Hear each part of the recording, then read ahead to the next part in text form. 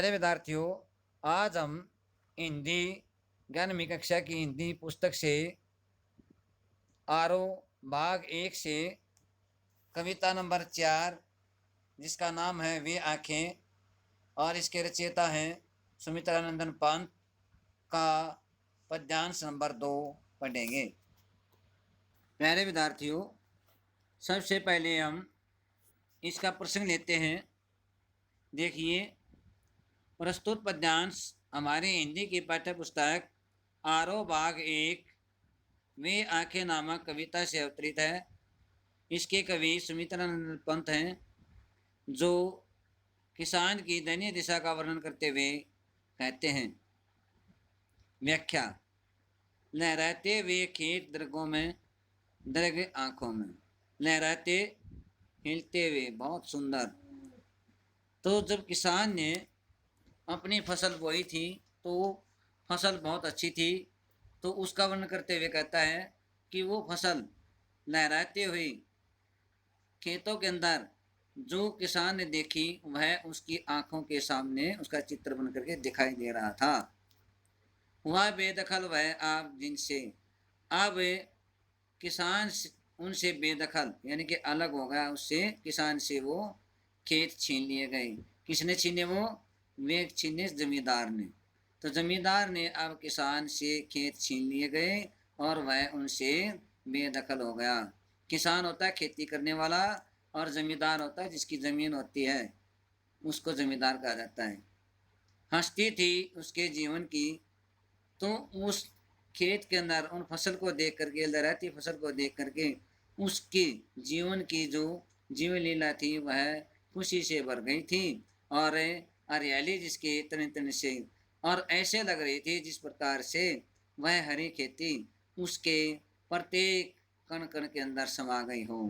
प्रत्येक तन तन यानी कि वह हरियाली प्रत्येक तन तन उसके प्रत्येक कण कण के अंदर समा गई हो।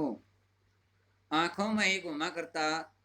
अब उसके किसान का एक बेटा था, उसका वर्णन करते हुए कवि कहता है कि आंखों में ही घूमा करता। जो उसकी आंखों के सामने उसका बेटा रहता था, वह हमेशा उसकी आंखों के अंदर ही दिखाई देता रहता था। वह उसकी आंखों का तारा बहुत प्यारा, जो बहुत ही प्यारा था। उस किसान का पुत्र था, वह उसके लिए बहुत, किसान के लिए बहुत प्यारा था, और वह उसके आंखों का तारा था। कारकुनों की लाठी से जो, कारकुन होते कारिंदे, जमींदार के जो वर्कर होते हैं उनको कहा कारिंदे। कारिंदों की लाठी से जो गया जवानी में ही मारा, जिससे उस जमींदार के कारिंदों ने लाठी के द्वारा उस जवान पुत्र को जवानी में ही मार दिया, और वह उस किसान की वो उसके प्रति बहुत अधिक दुख हुआ। तो अब होता है इसका विशेष। देखिए, भाषा सरल, सहज और भावानुकूल है। नंबर 2, अलंकार तरण तरण के अंदर पुनरुक्ति अलंकार है।